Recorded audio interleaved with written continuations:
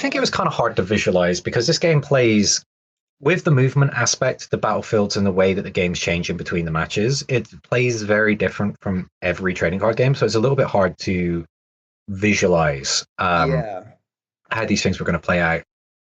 It was hard to assess early, and it was also hard to assess early because the cards that were originally released first made the game seem a lot faster than it ended up being. Um, and so I remember before all the cards were revealed, most games were very much a 4 or 5 turn affair. It was Um, Victor was like the number one deck that was winning, right? Initially. yeah, Yellow Victor was winning on turn 5 basically every single game. Um, And so people were looking at that and saying, like, Mundo just does not have time to ramp to. And that has been proven wrong. This game takes a lot longer than 5 turns, a good portion of the time now. And people just weren't ready for that when cards were being revealed. Yeah, that tends to happen. Like we were looking at things like Time Warp, and then of course people go, okay, it's take 2 turns, but how often is this really going to go off? And it's kind of it is very very meta relevant because so many decks Yes. have zero way of interacting with your opponent just taking 2 turns in a row. Yeah, and Mystic Reversal and Windwall just aren't really being played enough right now. I think people might start sideboarding Mystic Reversal into those Time Warp decks. The RE mirror match is going to be fun. Right, right. And I'm waiting to see somebody play a time warp and have that Mystic Reversal just blast them out of the game. Yeah, Um, you just pick up your cards and go home if that happens. You just right, take a right. mulligan for the whole day. I just played Take Another Turn for my opponent. Just an absolute disgusting moment. Yeah, and it's like in Um, that case, they just deploy their RE, move to the point, and then score 3 points. You're like, oh, yeah. okay, cool. Yeah, to address chat, yes, it is Kaisa Yi again, but I promise you this Kaisa deck does not play like most Kaisa Yi matchups. And yeah, that is, I mean, and even if it does, like, Kaisa Yi just is the meta right now. It's Yeah, hard and to if you don't avoid. like it, we do put the challenge on you to come up with some source that can clear both of these decks. If you can, you'll be the one in the feature match, and everybody else will then like your deck until they all start playing it, and then you decide, oh, I need to do something different. Yes, and then everybody gets bored of your deck and goes and picks something. And then a new set comes out, and we all forget. That's how trading card games work. And a new set comes out, we all play Aurelia, and that's just how it goes.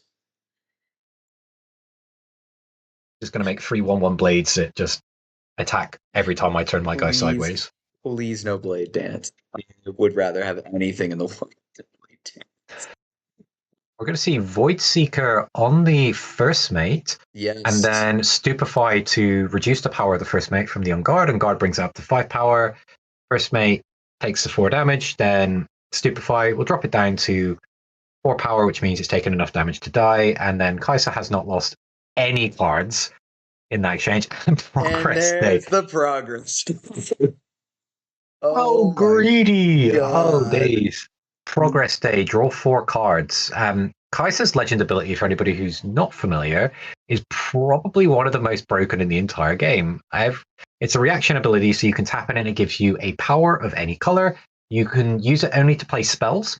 So the key thing for this is that you don't pay power for your spells that are balanced around the fact that they have a power cost. So you get to play all the really dumb spells that should be setting you back and then still play a mid and late game, which is just utterly absurd. It's like having a seal that you don't have to draw or trash any of your runes for. Yeah.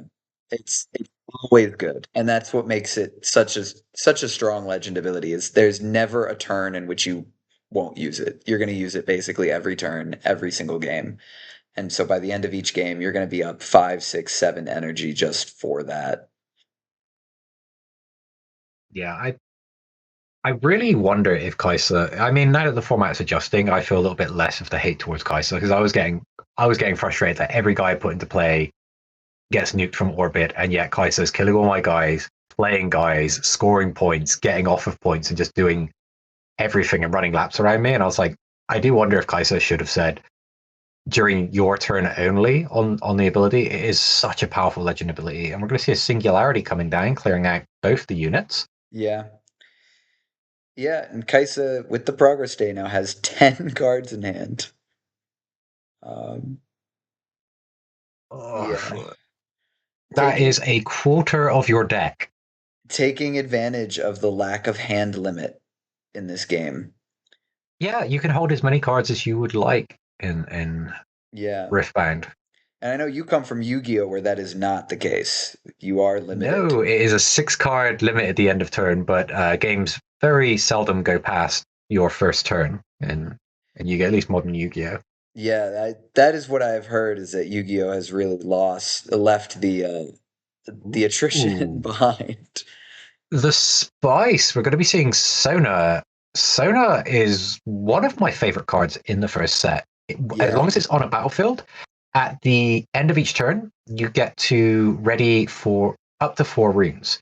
So Sona is very, very good at letting you deploy your units and then hold up interaction for stuff. The yeah, challenge is in this particular matchup is that she has a giant target on her. Because the way that you would play around this Kaisa is finding a way to force develop and then have interaction to stop them killing your units. right. But that's going to be very hard to do when your opponent is aware of that and are going to be blowing up all of your stuff. And they have all the cards in the world to do it. Yeah.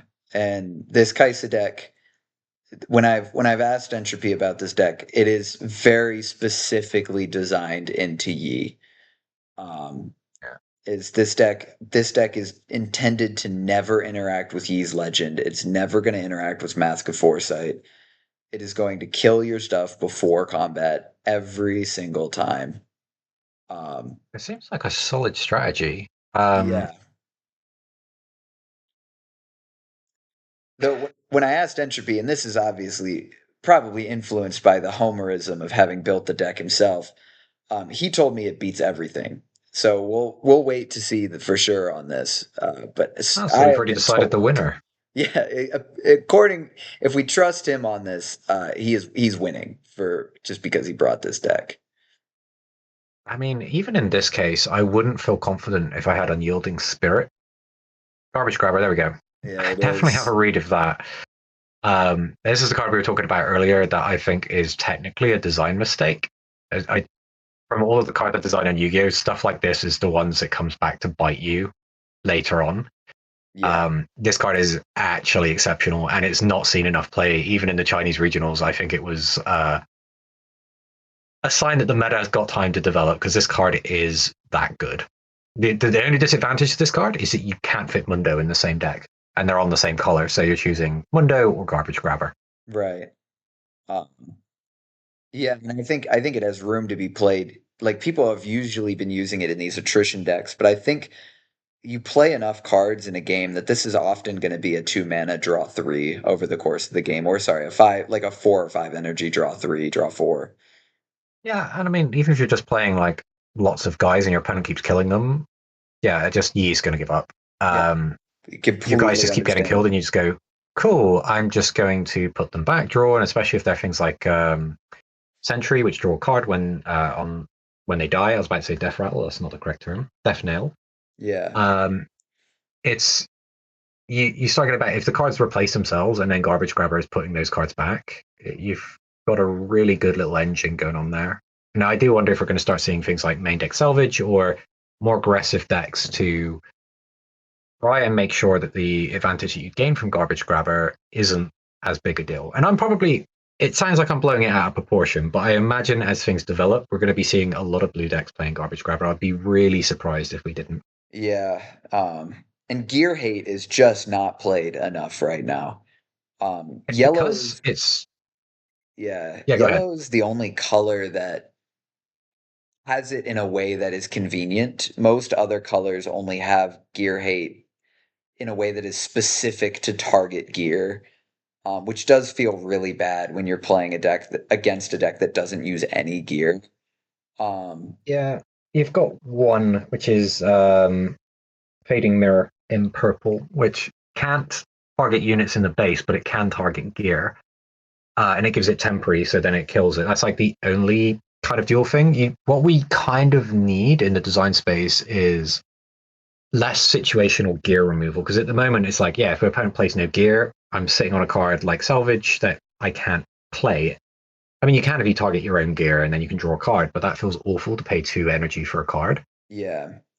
Well, salvage notably is good because you can still, as far as I'm aware, you can use it to draw one without killing the gear. Um, Yes, so you can target your own gear, but then you have to consider the cost of that. It's 2 energy and a power, which is very expensive to just draw one card. A card yeah, in this game, we can probably value it about 1 energy. If you pay 1 energy, you should get a card, as we see on there's Stupefy, Garbage Grabber, quite a few other cards. And if you're paying yeah, more than 1 energy for a card, like even on like Meditation, you have to exhaust one of your units, but then you're getting 2 cards for 2 energy, and that's a pretty reasonable exchange. If you pay 2 energy for a card, that's a lot. Paying a power on top, yuck. Oh, Voice yeah, Seeker. yeah. It's gonna go the same way here as it did last time, which is just Kaisa's Yi, gonna remove everything. Yi going with fortified position is really interesting. That Um, on guard that does does not not. push it up enough. Yeah, No, that puts Pit Rookie to 4, and then Voidseeker kills it. yeah. So he's just gonna have to get rid of this. Don't even think you can. There's no feasible way to defend that Pit Rookie that makes sense. No, it'd have to be meditation plus on guard, which is just not worth it. Yeah, I do Wonder wonder if if people start playing. What is it called? Forge. It's the yellow graveyard, the trash hate card. yeah. Um, it's Forge interesting. of the Future. Yeah, it's a good one into Mundo, and it's a good one in particular. It's really good into Jinx. Yeah, Because getting rid Jinx of the. loves playing from the trash. Yeah, it's a good way to shuffle away Immortal Phoenixes as well. Yeah. But with Jinx being very much out of the meta, um, and with Jinx being out of the meta, and with Garbage Grabber still not being super relevant yet, it's just not getting. It's not seeing a lot of play yet. Yeah, it's true. I mean, what I do like about Forge of Future is it's a 2 energy make a recruit. So if you play it on your first turn, it sits as a guillotine hovering over your opponent's trash whilst still giving you something that can score a point. So you're not losing that initial point tempo. It's a Right. good card, I suspect, is if more of this trash style of play comes Right. about. And we're seeing a Victor. Blue Victor is a card we don't see very often because it dies to basically a sneeze. But in any instance that you play a spell on your opponent's turn, you get a 1/1 recruit, which is great in a deck that's just full of spells and doesn't need to play units. Victor will make the army you need to win the game. Yeah. Yeah, I've seen a few decks start pivoting a little bit more towards Blue Victor. I Um, think Blue Victor is definitely underexplored. It's a good card. I think the problem was is just Kaisa was, well, like I said, it dies to everything in this case. Charm, Kaisa, Falling Star, potentially offering a 2-for-1. Oh, let me sabotage your ridiculously large hand, good sir. yeah, it's Oh, you have complete everything. waste. Yeah, it's like nothing you pull out of here really makes that big of a difference to the concept. Yeah, the Raven Tomb is a potential. That tomb with Cafian Rain is actually berserk, right? Right. Because the tomb says every instance of damage that card would deal gets increased by 1, and a Cafian Rain deals 2 damage 6 times. So you get like +6 damage just off of the tomb. Yeah, notably, I've seen this deck from Entropy pull out the tomb into double Acathian Rain. To deal, there was a Mundo that was 36, and its tomb double Acathian Rain dealt 36 damage to it and Oh, killed of it. course, because you play the mana rocks, the Yeah, gears that give you the extra. I was like, how are you getting to 14? And it's like, oh yeah, you can just about do it. yeah, and managed to, with both mana rocks, deal 36 damage to a unit in one turn, which shouldn't exist, to be 36. honest. We have a few people asking for the links for the decks. Will those be published after the event? Question mark. I will ask people to uh, to do that.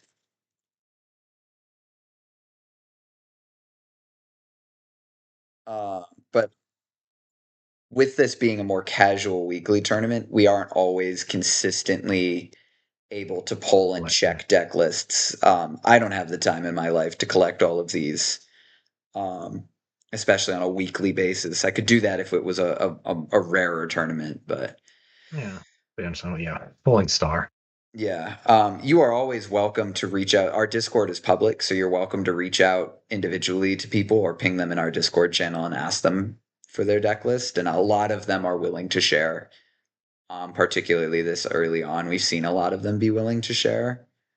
Um, but particularly since this tournament is often a trial grounds for bigger, more money heavy tournaments, we don't force our players to publish what they're testing for their weekend Yeah, events. which is kind of fair when you think about it, right? Because if you do that, it discourages people from playing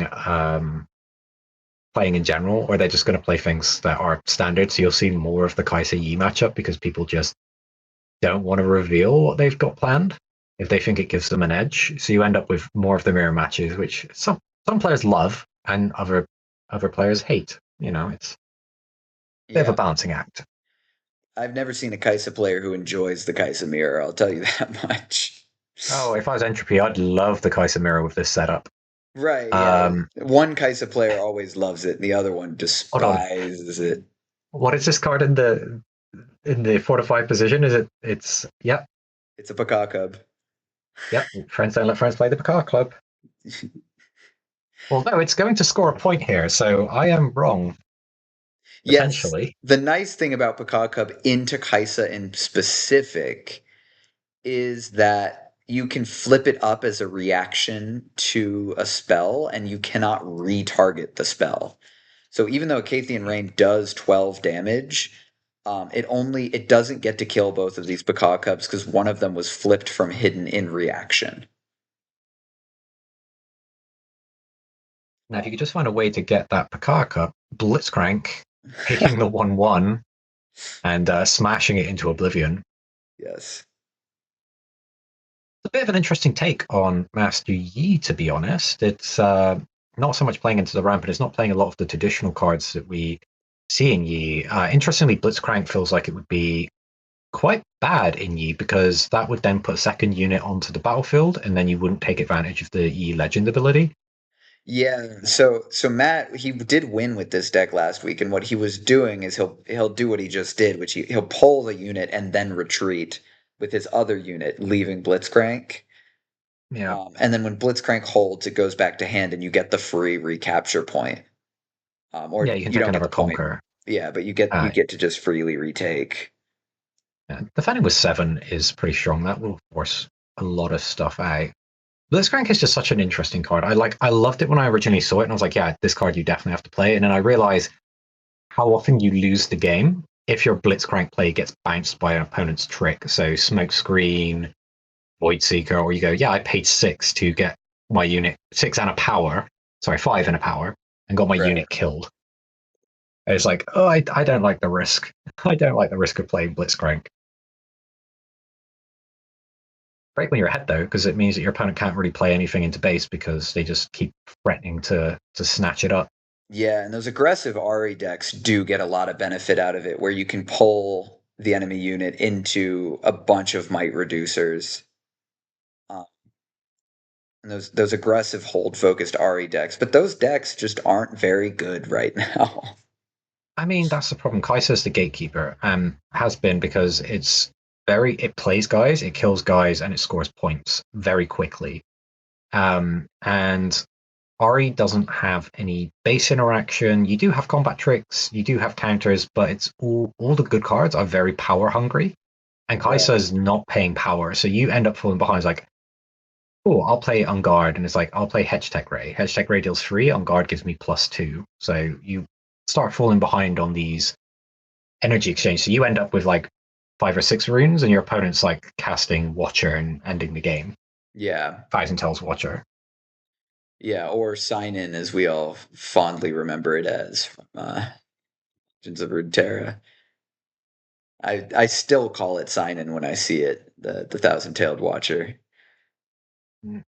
I will give credit to Master Yi. Master Yi is already at 6 points here. Yes, and this is the risk that you play when you play I don't interact That's with the battlefield's Kaisa is that's game. We're going to see Master Yi come in to conquer the other battle point here. So we're going to get the hold to 7, and Master Yi will clear the game, and it will be going to game 3. yeah, that should do it. Um And I think that's exactly what's being explained right now. yeah, Entropy just goes too slow this game. Unless I mean he doesn't have enough runes up here, actually. Oh, sorry, I misunderstood whose turn it was. I thought Yeah, I did too. We both thought Entropy it was over. had tapped out. This is the fun when you play a deck that interacts so much in your opponent's turn. He's like, oh, wait, whose turn was it? That was my mistake. But Yi is on 7. Right. Oh, I see the plan here. You would need double Falling Star to kill a Blitzcrank trick, which, if that last card is on guard, Blitzcrank should Yes. survive, and then you should be able to crank in and then try to master Yi. Well, the difficulty is on guard won't give the Blitzcrank 2 because he's not alone at a battlefield. He's alone at base. And so Ah, I Falling Star see. will kill that Blitzcrank, even Ah, through on okay. guard. So that's just hope your opponent doesn't have it. Yeah. Opponent's got Hedge Tech Ray. Yeah, this is Oh, because you're attacking it into that's painful because you're attacking into fortified position. The Master Yi's fortified position is working against them because Yi will yeah. trade with that. Unless you've got the unguard, in which case then you can clear it. Assuming your opponent doesn't then just Hex Tech Ray you. Yeah, I'm assuming that that's what the Kaisa is holding this one rune up for is the Hextech Ray. Yeah. Charm would be a great. Oh, you've got 8, so you could charm the Kaisa back and then Master Yi take. That would be one way to close the game. Yeah, Charm would work. Another Blitzcrank would work. Well, you wouldn't have enough runes then, but Right, it you would got be. 8, right? Yeah, but if you play the other Blitzcrank, you won't have enough. But we're just gonna go with Oh, if you Sona. play, yeah, so Kai's gonna have to push through the Blitzcrank, but on Void Gate that should be easy. Like, there's no way this Blitzcrank lives through this turn. So, on guard, give a friendly unit +1 might this turn, then an additional +1 this turn if it's the only unit you control there. So it does give +2 in base if you've only got one unit in base. So So it does. So it does. That is my mistake. shout out to Nightingale calling that out. Yes. Shout out to Nightingale. Nightingale, somebody that I've seen around a lot, actually. Very involved in the Riftbound community so far. We're going to try and go for a holdout, and we've got 9 on Void Gate, which is not a battlefield you really want to stand units on, but Sona readying 4 runes is going to mean that if these two cards are gas or interaction here, Yeah. that we might be able to see the hold because Kaisa's not. If Kaisa doesn't have the spells, I mean, a Cathian Rain is probably the most We know there's a optimal play. Cathian Rain of Cathian Rain. we're not. If you're using Progress Day, Yeah, because the Cathian would they'd get the +1 from the Void Seeker. Wow, Master Yi okay. is just going to take it. And there's always the chance that one of those two cards in hand was Unyielding Spirit, Yeah, um, that's true. which Which would have been awfully strong in this. Yeah, in that case, you just it's just a win. Kaisa can't win. Yeah. It's going to be. That was game 2, or was that game 3? That No, was this is game game 2. two. Yeah, so Fortified position. let me put While the these guys quickly full side deck and select their next battlefield, I'm going to quickly run to the restroom and I'll be right back. absolutely.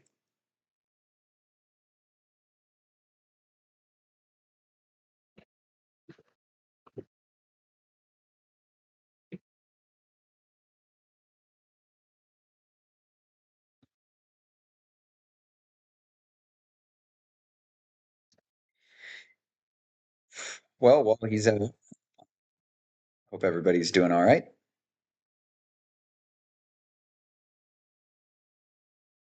Welcome to our new stream. Please drop a follow on the new Thursday Night Fight stream.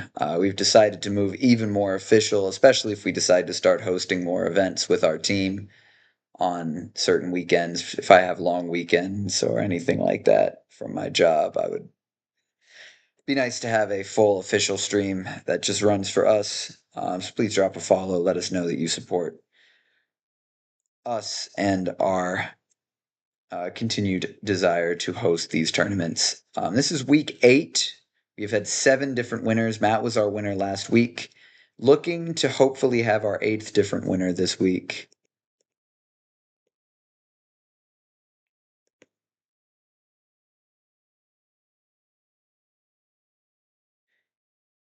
Matt was our winner last week, but this Entropy deck is just designed so thoroughly to defeat Master Yi players that it's going to be interesting to see if he has the ability.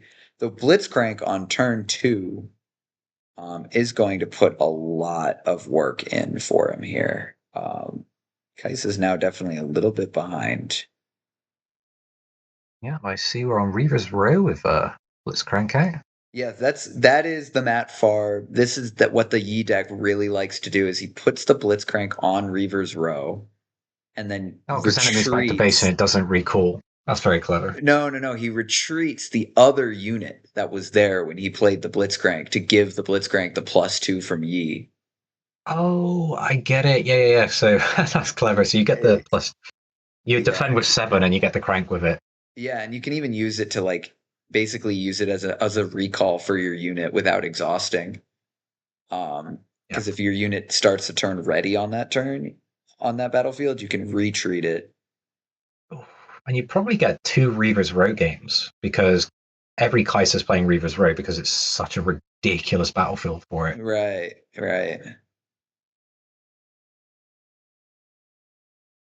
Okay, 7. Cathian Rain. That's really expensive into Kiana. I mean, that Clockwork Knight is just probably going to take a bajillion damage because there's no way you're putting all of that on Kiana. Oh, we're seeing. So Kiana has a deflect cost, and then deflect says each time it gets targeted. Yeah. So if you target with 3 shots to Kiana, which to be fair, if there's a single on guard, you need at least 6 points of damage in there. So you recycle 3 runes plus the runes to play the Cathian Rain. Yeah, that's going down to 4 feels really bad for this Kai'Sa deck. There's the sabotage. This gives you time warp. That's not happening anytime soon. Yeah. Potentially getting rid of the draw spell here. Yeah, Progress Day is probably the one you want to get rid of. You never want to get rid of the Phoenix because it can get played from the trash for cheaper. Well, you can target it because it's a unit. Oh, right. Silly me. But sabotage would also recycle it as well, and it wouldn't go. So if you could recycle the Phoenix, that would be great. Yeah, but I just totally brain farted on that one. No, it's all right. I frequently think of it as Falsies or something to that effect. That it's not. It's the power cost on it is very expensive. Yeah. Well, there is the Immortal Phoenix. Ravenborn Tomb will support that unit forever. That unit is never going away. If Entropy doesn't want it to. We know there's a Hedge Tech Ray, so if that first mate moves out without a trick, we're going to see Hedge Tech Ray clearing out the first mate. Yeah, it's Hextech Ray plus Stupefy, so you're going to need to be able to give it more than 1 as well. It has to get 2 or more. And what's kooky here is that if you try to move into the Reaver's Row and go for the Blitzcrank play, is that the Phoenix does get Assault 2, so it'll be attacking as a 5. And then the Hedge Tech Ray would be able to clear Blitzcrank. But then I'm pretty sure in this case you just shoot the first mate and stop that ever happening. Yeah, you'd stop it before it happens. Test to see if he has any tricks in hand.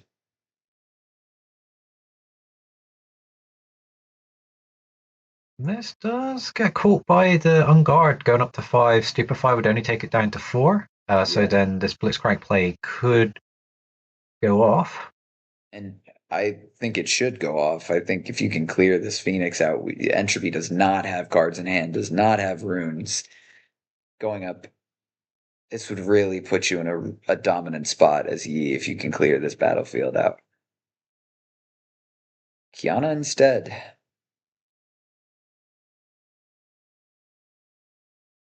Yeah, that's kind of interesting because if you'd have gone for the crank, you would have been able to retreat the first mate, who could have then threatened the Dreaming Tree.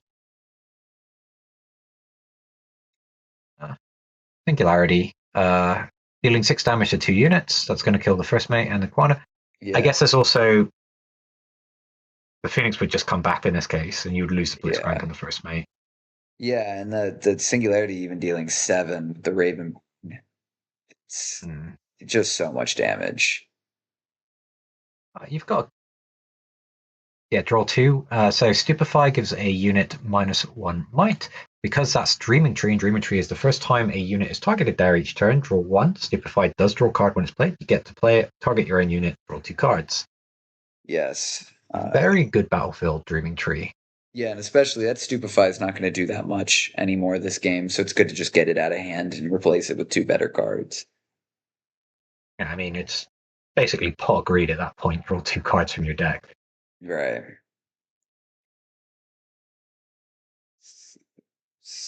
We're going to see the Blitzcrank Like, here.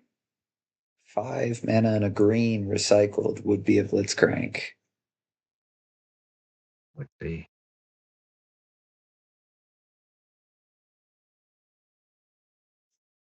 What's going flying across the board? Something just went It looked flying like a across. Stupefy. Yeah, it did look like a Stupefy, and I didn't. That was confusing me. We were stupefied by the random Stupefy. Exactly, exactly. What else could Yi do to really push over the top here? Uh, There's a question of do you commit the Yi to the table, but if you haven't got a way of defending it, it's like Yi is a win condition you can't really afford to lose. right. You you'd probably hope to go up to 5 or 6 before you see the Yi come down. Hard casting Blitzcrank into base is something you do not see very often. So this is actually No, really cool. but we've actually seen it twice this series from Matt. He's done it a lot. Yeah, it's much easier for Matt to defend the 5 might Blitzcrank that's on its own Right. than it is for Entropy to kill it in base. So you've got Singularity and you've got Falling Star. You could like back that up with things like Stupefy if there is a trick, but you start needing quite a specific hand. Okay, we're going to see Shakedown. Shakedown is another option. Yeah, and it does Threatening the 7 7. damage. Yeah.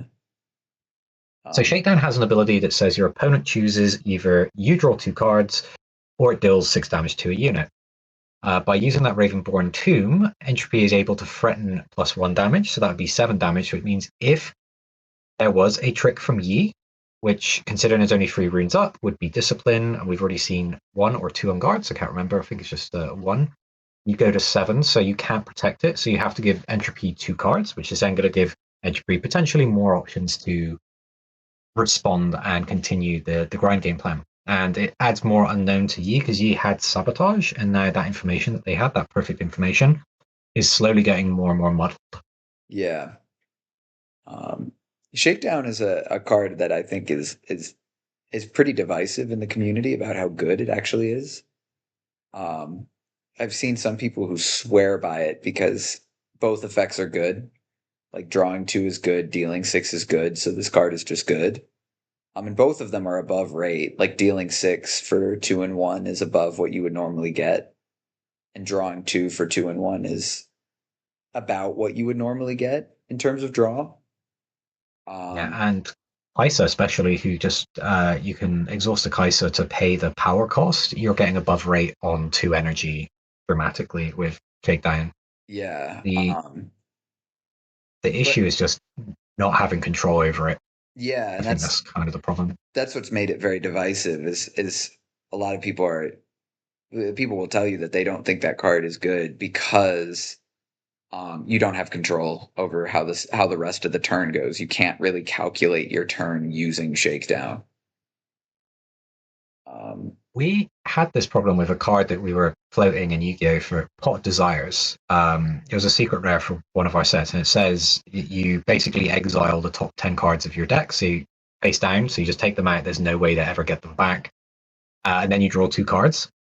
And the players were so divided on a card that said destroy 25% of your deck, draw 2 cards.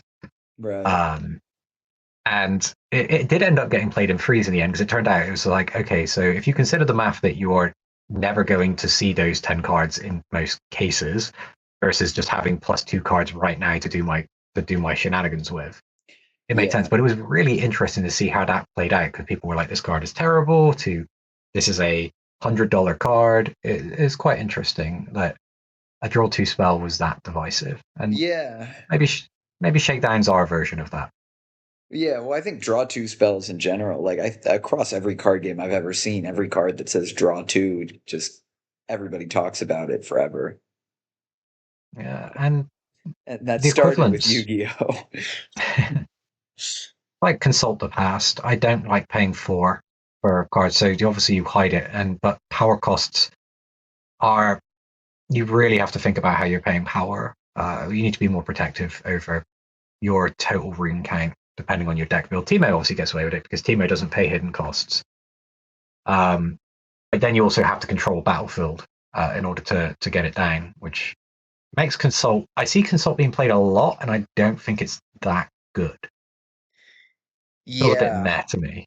yeah, absolutely. I don't think it's that great either, but I think in a lot of the decks it's being played, it's one of the only draw options at all.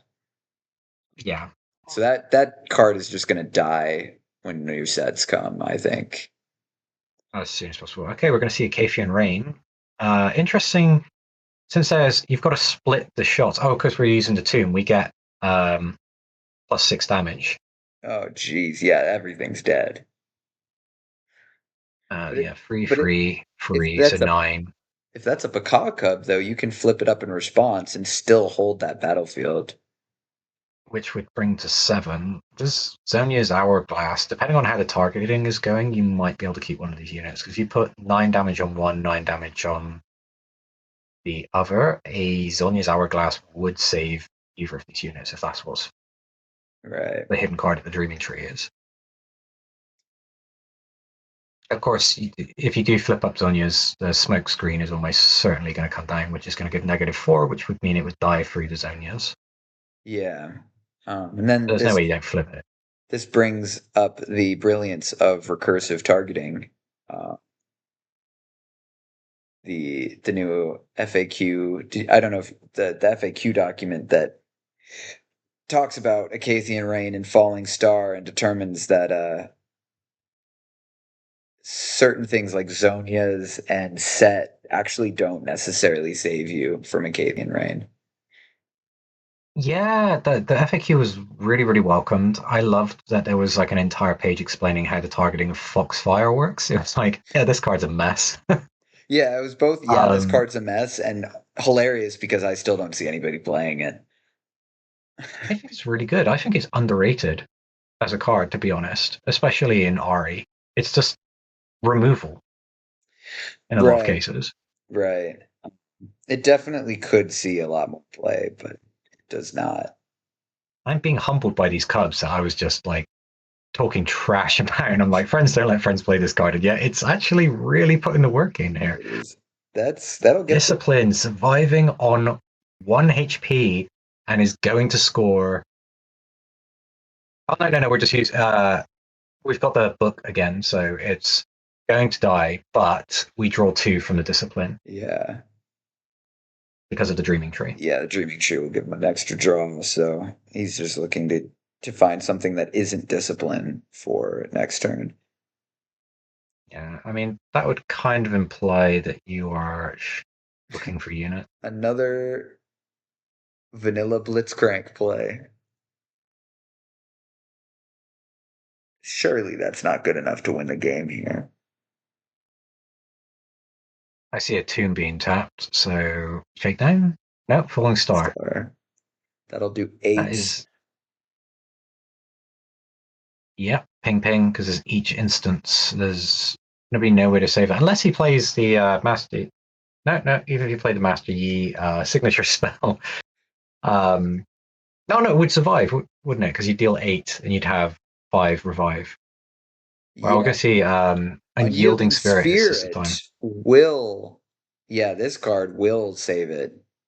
Um, Yeah, this was designed for Master Yi to not die to Kai'Sa. This card yes, is, this card is nuts. To yeah, put it as bluntly as possible, this card is disgustingly good.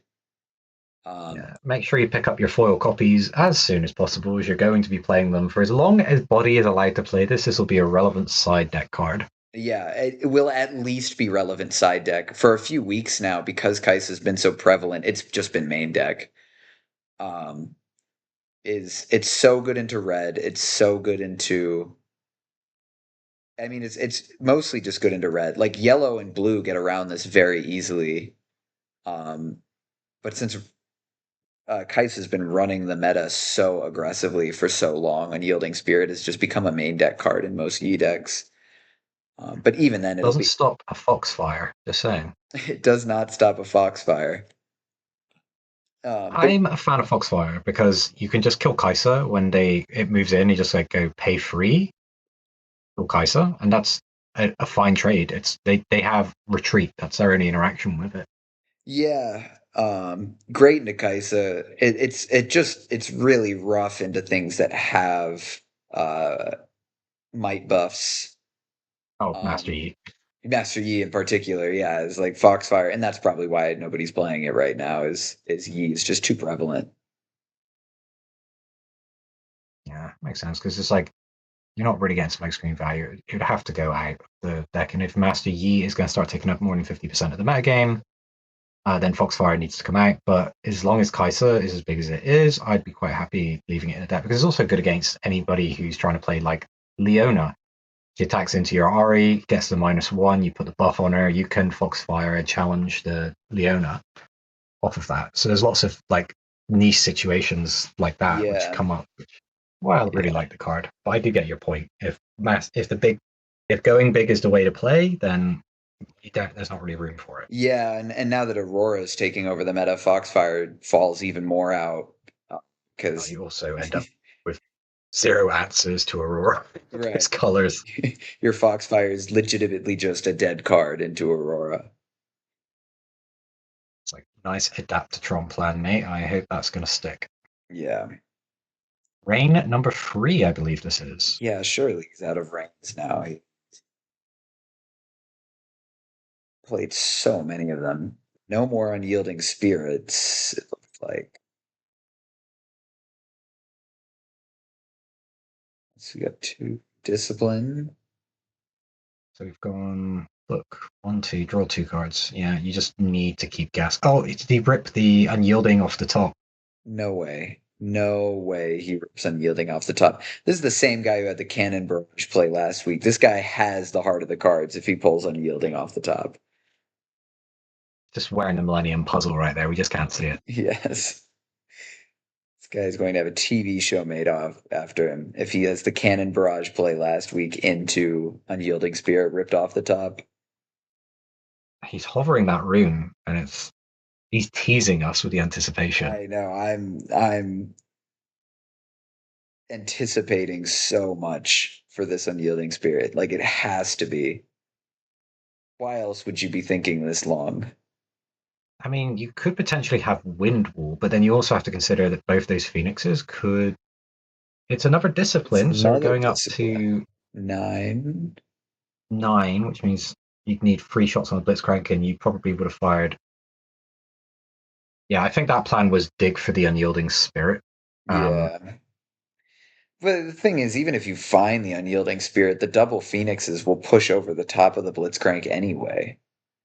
yeah, and then you're in a situation where you can't conquer one side for your 8th point, so the Poro would move in, draw a card.